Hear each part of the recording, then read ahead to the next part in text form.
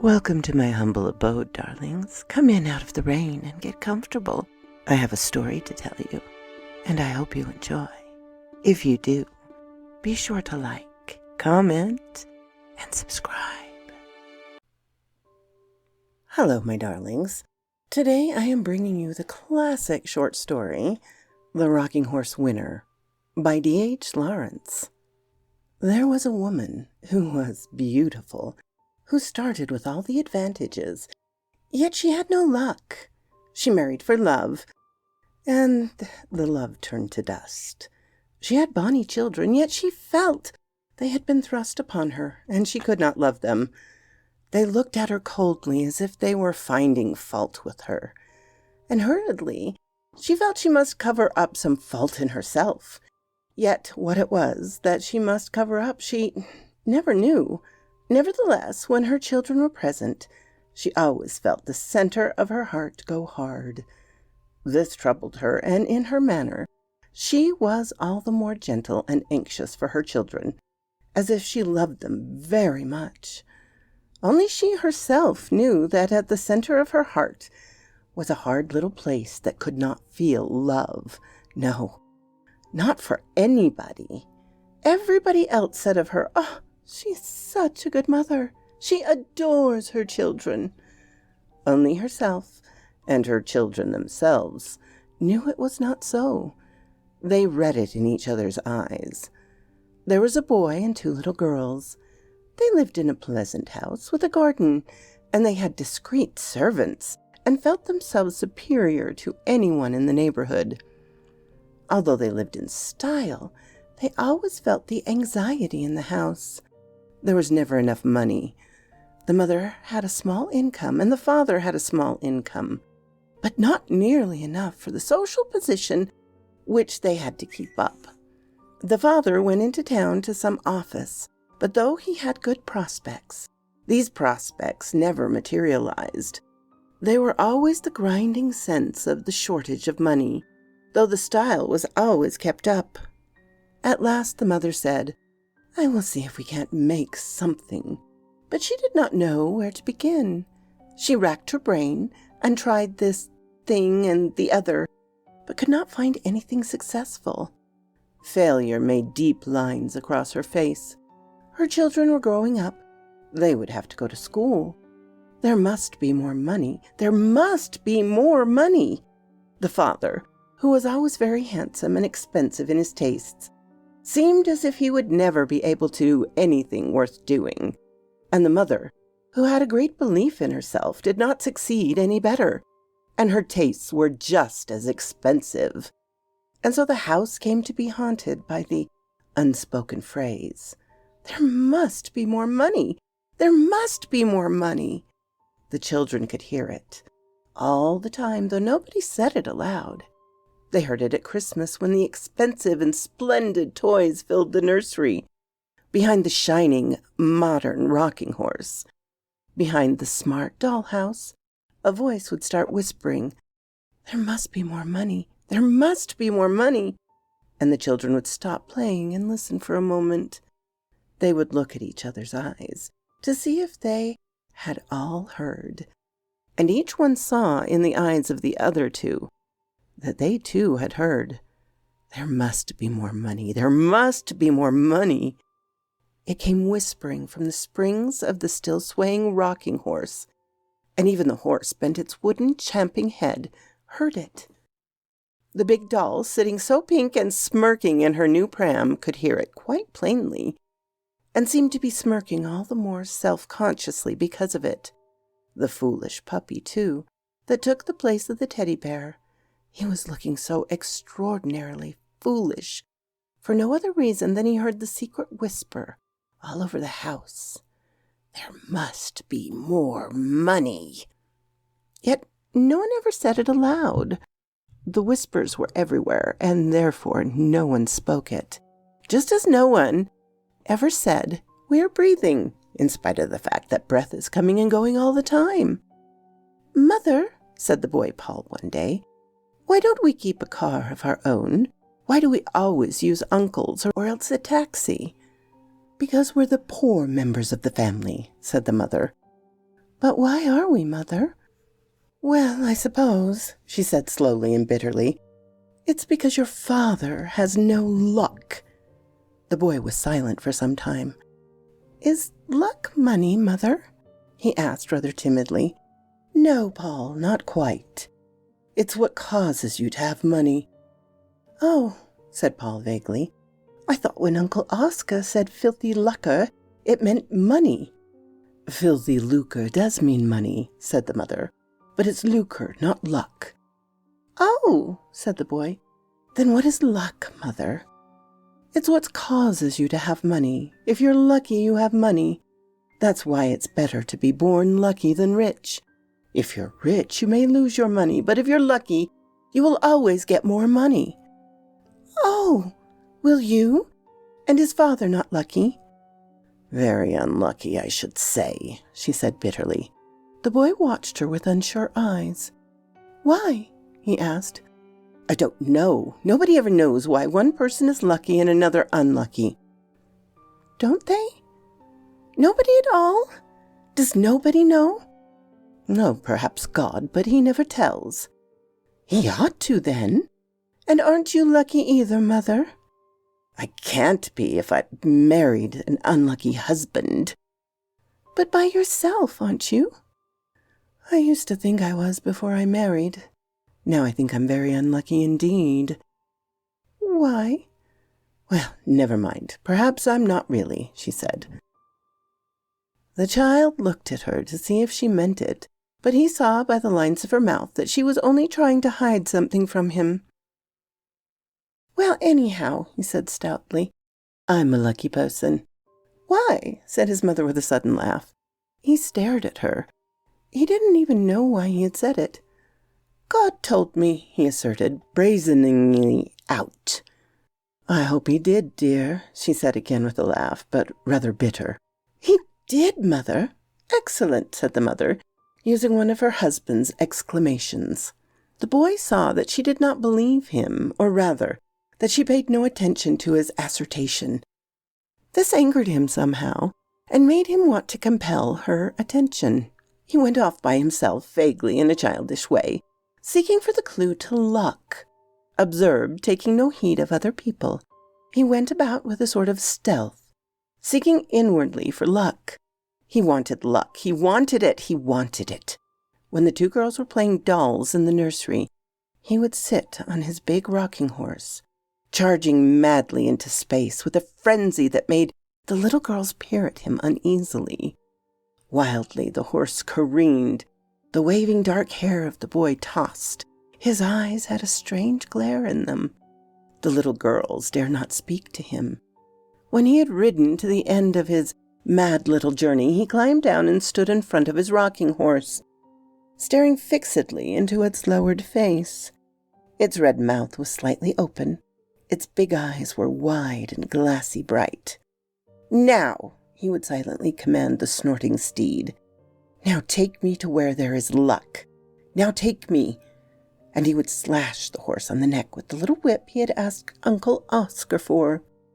He knew that the horse could take him to where there was luck, if only he forced it. So he would mount again and start on his furious ride, hoping at last to get there. You'll break your horse, Paul, said the nurse. He's always riding like that. I wish he'd leave off, said his elder sister Joan, but he only glared down on them in silence. The nurse gave up. She could make nothing of him. Anyhow, he was growing beyond her. One day his mother and Uncle Oscar came in when he was on one of his furious rides. He did not speak to him. "Hallo, you young jockey, riding a winner?" said his uncle. "Aren't you growing too big for a rocking horse? You're not a little boy any longer, you know," said his mother. But Paul only gave a blue glare from his big, rather close-set eyes. He would speak to no one when he was in full tilt. His mother watched him with an anxious expression on her face. At last he suddenly stopped forcing his horse into the mechanical gallop and slid down. "Well, I got there," he announced fiercely. his blue eyes still flaring and his sturdy long legs straddling apart. "Where did you go?" asked his mother. "Where I wanted to go," he flared back at her. "That's right, son," said Uncle Oscar. "Don't you stop till you get there. What's the horse's name?" "He doesn't have a name," said the boy. "Get on without all rights?" asked the uncle. "Well, he has different names. He was called Sansovino last week." "Sansovino, eh? Won the Ascot. How did you know this name?" "He always talks about horse races with Bassett," said Joan. The uncle was delighted to find that his small nephew was posted with all the racing news. Bassett, the young gardener, who had been wounded in the left foot in the war and had gotten his present job through Oscar Cresswell, whose batman he had been, was a perfect blade of the turf. He lived in the racing events, and the small boy lived with him. Oscar Cresswell got it all from Bassett. "Master Pole comes and asks me, so I can't do no more'n tell him, sir," said Bassett, his face terribly serious, as if he were speaking of religious matters. "And does he ever put anything on a horse he fancies?" "Well, I don't want to give him away. He's a young sport, a fine sport, sir. Would you mind asking him yourself? He sort of takes a pleasure in it, and perhaps he'd feel I was giving him away, sir, if you don't mind." Bassett was serious as a church. The uncle went back to his nephew and took off for a ride in the car. "Say, Paul, old man, do you ever put anything on a horse?" the uncle asked. The boy watched the handsome man closely.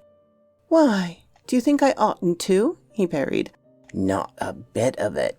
I thought perhaps you might give me a tip for the Lincoln." The car sped on into the country, going down to Uncle Oscar's place in Hampshire. "Honor bright?" said the nephew. "Honor bright, son," said the uncle. "Well then, Daffodil?" "Daffodil? I doubt it, sonny. What about Mirza?" "I only know the winner," said the boy. "That's Daffodil." "Daffodil, eh?" There was a pause. Daffodil was an obscure horse comparatively. "Uncle!" "Yes, son?" "You won't let it go any further, will you? I promised Bassett." "Bassett be damned, old man. What's he got to do with it?" "We're partners. We've been partners from the first, Uncle. He lent me my first 5 shillings, which I lost. I promised him honor bright. It was only between me and him. Only you gave me that 10-shilling note I started winning with. So I thought you were lucky. You won't let it go any further, will you?" The boy gazed at his uncle from those big, hot blue eyes, set rather close together. The uncle stirred and laughed uneasily. "Right you are, son. I'll keep your tip private. How much you putting on him?" "All except 20 pounds," said the boy. "I'll keep that in reserve." The uncle thought it a good joke. "You keep 20 pounds in reserve, do you? You young romancer. What are you betting, then?"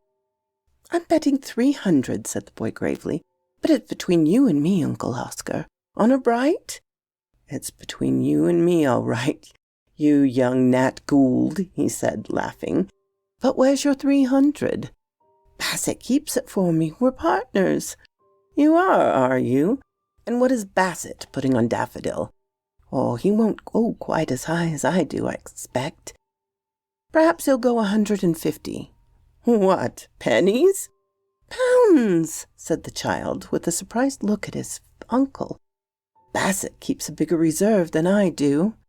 Between wonder and amusement, Uncle Oscar was silent. He pursued the matter no further, but he determined to take his nephew with him to the Lincoln races. "Now, son," he said, "I'm putting 20 on Mirza, and I'll put 5 on for you on any horse you fancy. What's your pick?" "Daffodil, uncle." "No, not the 5 on Daffodil." "I should if it was my own 5, said the child. Good, right you are. A 5 for me and a 5 for you on Daffodil." The child had never been to a race meeting before, and his eyes were blue fire. He pursed his mouth tight and watched. A Frenchman just in front had put his money on Lancelot. Wild with excitement, he flailed his arms up and down, yelling, Lancelot, Lancelot, in his French accent. Daffodil came in first, Lancelot second, Mirza third. The child flushed with eyes blazing and curiously serene. His uncle brought him 4 5-pound notes, 4 to 1. "What am I to do with these?" he cried, waving them before the boy's eyes. "I suppose we'll talk to Bassett," said the boy. "I expect I have 1,500 now, and 20 in reserve, and this 20. His uncle studied him for some moments. "Look here, son, you're not serious about Bassett and that 1,500, are you?" "Yes, I am. But it's between you and me, uncle. Honor bright?" "Honor bright, all right, son, but I must talk to Bassett." "If you'd like to be a partner, uncle, with Bassett and me, we could all be partners, only you'd have to promise, honor bright, uncle, not to let it go beyond the 3 of us. Bassett and I are lucky, and you must be lucky because it was your 10 shillings I started winning with." Uncle Oscar took both Bassett and Paul into Richmond Park for an afternoon, and there they talked. "It's like this, you see, sir," Bassett said. "Master Paul would get me talking about racing events, spinning yarns, you know, sir. And he was always keen on knowing if I'd made it or if I'd lost. It's about a year since now that I put 5 shillings on Blush of Dawn for him, and we lost. Then the luck turned, and with that 10 shillings he had from you, that we put down on Sinhalese, and since that time it's been pretty steady, all things considered. What do you say, Master Paul?" "We're all right when we're sure. It's when we're not quite sure that we go down." "Oh, but we're careful then." "But when are you sure?" smiled Uncle Oscar. "It's Master Paul, sir," said Bassett, in a secret religious voice. "It's as if he'd had it from heaven, like Daffodil now for Lincoln. That was as sure as eggs." "Did you put anything on Daffodil?" asked Oscar Cresswell. "Oh, yes, sir, I made my bit." "And my nephew?" Bassett was obstinately silent, looking at Paul. "I made 1,200, didn't I, Bassett? I told Uncle I was putting 300 on Daffodil." "That's right," said Bassett, nodding. "But where's the money?" asked the uncle. "Well, I keep it safe locked up, sir. Master Paul can have it any minute he likes to ask for it." "What, 1,500 pounds? "And 20, and 40, that is, with the 20 he made on the course." "It's amazing," said the uncle. "If Master Paul offers you to be partner, sir, I would, if I were you, if you'll excuse me," said Bassett. Oscar Cresswell thought about it. "I'll see the money." They drove home again, and sure enough, Bassett came round to the garden house with 1,500 pounds in notes. The 20 pounds in reserve was left with Joe Glee in the Turf Commission's deposit. "You see, it's all right, Uncle, when I'm sure. Then we go strong for all we're worth, don't we, Bassett?" "We do that, Master Paul." "And when are you sure?" said the uncle, laughing. "Oh, well, sometimes I'm absolutely sure, like about Daffodil," said the boy. "And sometimes I have an idea. And sometimes I haven't even an idea, have I, Bassett? Then we're careful, because we mostly go down." "Oh, you do you? And when you're sure, like about Daffodil? What makes you sure, sonny?" "Oh, well, I don't know," said the boy uneasily. "I'm sure you know, Uncle, that's all." "It's as if he had it from heaven, sir," Bassett reiterated. "I should say so," said the uncle. But he became a partner, and when the ledger was coming on Paul's, was sure about Lively Spark, which was quite an inconsiderable horse.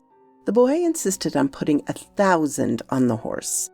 Bassett went for 500 and Oscar Cresswell 200.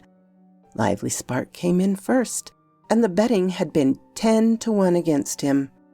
Paul had made 10,000. "You see," he said, "I was absolutely sure of him." Even Oscar Cresswell had cleared 2,000. "Look here, son," he said, "this sort of thing makes me nervous." "I needn't, Uncle. Perhaps I shan't be sure again for a long time." "But what are you going to do with your money?" asked the uncle. "Oh, of course," said the boy. "I started it for Mother. She said she had no luck because Father's unlucky. So I thought if I was lucky, it might stop whispering." "What might stop whispering?" "Our house. I hate our house for whispering." "What does it whisper?" Why, the boy fidgeted. "Why, I don't know. But it's always short of money. You know, Uncle?" "I know it, son. I know it." "You know people send Mother writs, don't you, Uncle?" "I'm afraid I do," said the uncle. "And then the house whispers, like people laughing at you behind your back. It's awful, that is. I thought if I was lucky—" "You might stop it," added the uncle. The boy watched with big blue eyes that had an uncanny cold fire in them, and he never said a word. "Well, then," said the uncle, "what are we doing?" "I shouldn't like Mother to know I was lucky," said the boy. "Why not, son?" "She'd stop me." "I don't think she would." "Oh!" and the boy writhed in an odd way. "I don't want her to know, Uncle." "All right, son, we'll manage it without her knowing." They managed it very easily. Paul, at the other's suggestion, handed over £5,000 to his uncle, who deposited it with the family lawyer, who was then to inform Paul's mother that a relative had put £5,000 into his hands, which sum was to be paid out £1,000 at a time on his mother's birthday for the next 5 years. "So she'll have a birthday present of £1,000 for 5 successive years," said Uncle Oscar. "I hope it won't make it all the harder for her later." Paul's mother had her birthday in November. The house had been whispering worse than ever lately, and even in spite of his luck, Paul could not bear up against it.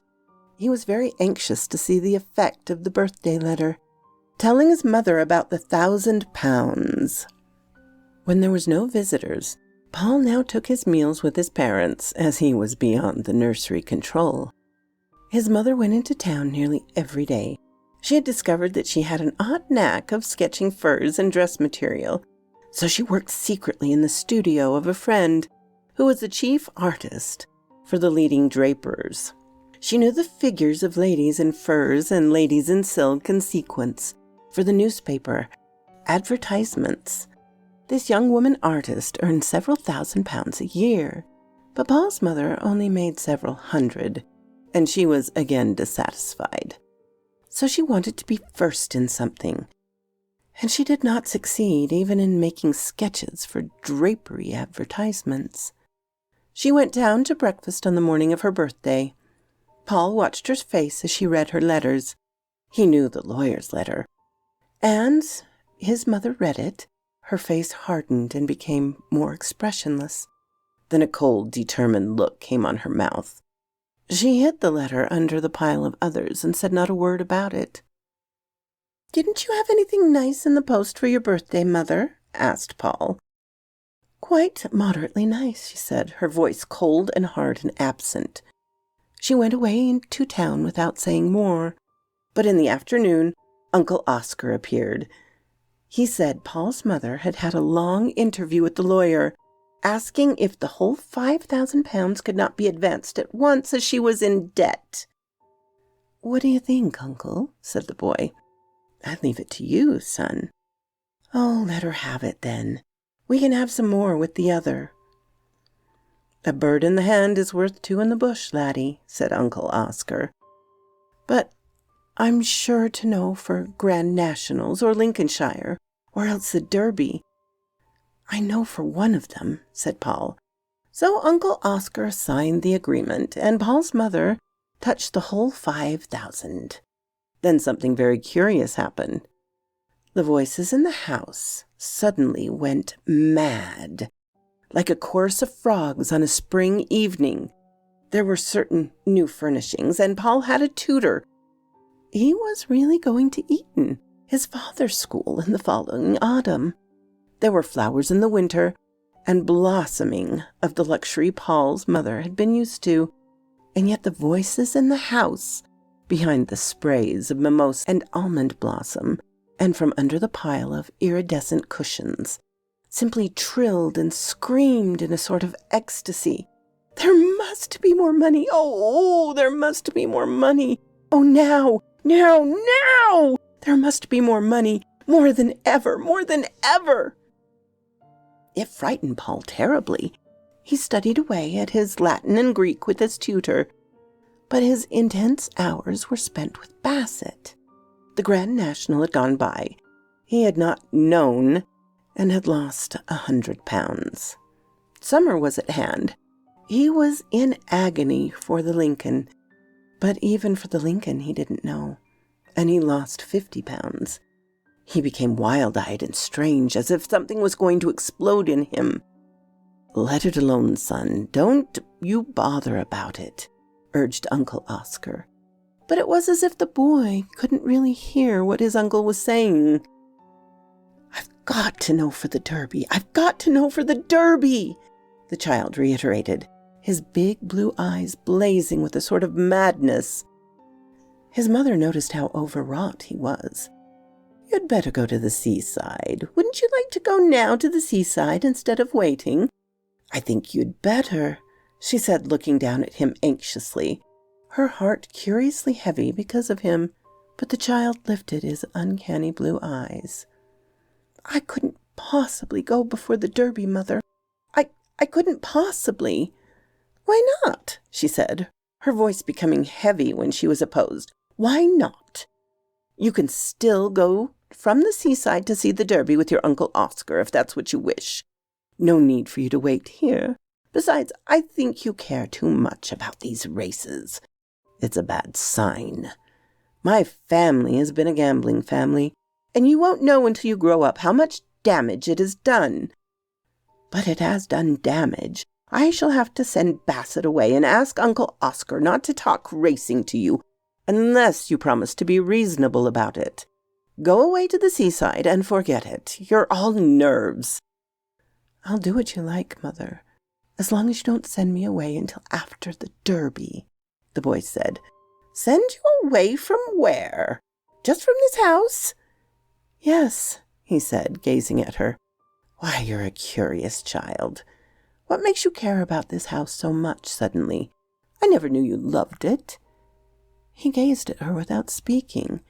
He had a secret within a secret, something he had not divulged even to Bassett or his Uncle Oscar.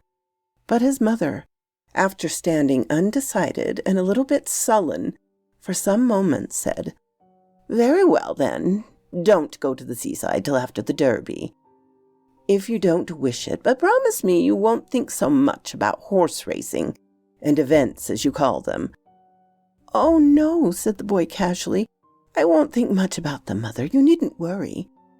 "I wouldn't worry, Mother, if I were you." "If you were me and I were you," said his mother, "I wonder what we would do." "But you know you needn't worry, Mother, don't you?" the boy repeated. "I should be awfully glad to know it," she said wearily. "Oh, well, you can, you know. I mean, you ought to know you needn't worry," he insisted. "Ought I? Then we'll see about that," she said. Paul's secret of secrets was his wooden horse, that which had no name. Since he was emancipated from the nurse and the nursery governess, he had his rocking horse removed to his own bedroom at the top of the house. "Surely you're too big for a rocking horse," his mother had remonstrated. "Well, you see, Mother, till I can have a real horse, I like to have some sort of animal about," had been his quaint answer. "Do you feel he keeps you company?" she laughed. "Oh, yes, he's very good. He always keeps me company when I'm there," said Paul. So the horse, rather shabby, stood in an arrested prance in the boy's bedroom. The Derby was drawing near, and the boy grew more and more tense. He hardly heard what was spoken to him. He was very frail, and his eyes were really uncanny. His mother had sudden strange seizures of uneasiness about him. Sometimes, for half an hour, she would feel a sudden anxiety about him that was almost anguish. She wanted to rush to him at once and know he was safe. 2 nights before the Derby, she was at a big party in town when one of her rushes of anxiety about her boy, her firstborn, gripped her heart till she could hardly speak. She fought with the feeling, might and main, for she believed in common sense. But it was too strong. She had to leave the dance and go downstairs to telephone to the country. The children's nursery governess was terribly surprised and startled at being rung up in the night. "Are the children all right, Miss Wilmot?" "Oh, yes, they're quite all right." "Master Paul, is he all right?" "He went right to bed, right as a trivet. Shall I run up and look at him?" "No," said Paul's mother reluctantly. "No, don't trouble. It's all right. Don't sit up. We'll be home fairly soon." She did not want her son's privacy intruded upon. "Very good." It was about 1 o'clock when Paul's mother and father drove up to their house. All was still. Paul's mother went to her room and slipped off her white fur cloak. She had told her maid not to wait up for her. She heard her husband downstairs mixing a whiskey and soda. And then, because of her strange anxiety at heart, she stole upstairs to her son's room. Noiselessly, she went along the upper corridor. Was there a faint noise? What was it? She stood with arrested muscles outside his door listening. There was a strange, heavy, and yet not loud noise. Her heart stood still. It was a soundless noise, yet rushing and powerful. Something huge in violent, hushed motion. What was it? What in God's name was it? She ought to know. She felt that she knew the noise. She knew what it was, yet she could not place it. She could not say what it was. And on it went like a madness. Softly, frozen with anxiety and fear, she turned the door handle. The room was dark, yet in the space near the window, she heard and saw something plunging to and fro. She gazed in fear and amazement. Then suddenly she switched on the light and saw her son in his green pajamas madly surging on the rocking horse. The blaze of light suddenly lit him up as he urged the wooden horse, and lit her up as she stood, blonde, in her dress of pale green and crystals in the doorway. "Paul!" she cried. "Whatever are you doing?" "It's Malabar!" he screamed in a powerful, strange voice. "It's Malabar!" His eyes blazed at her for one strange and senseless second.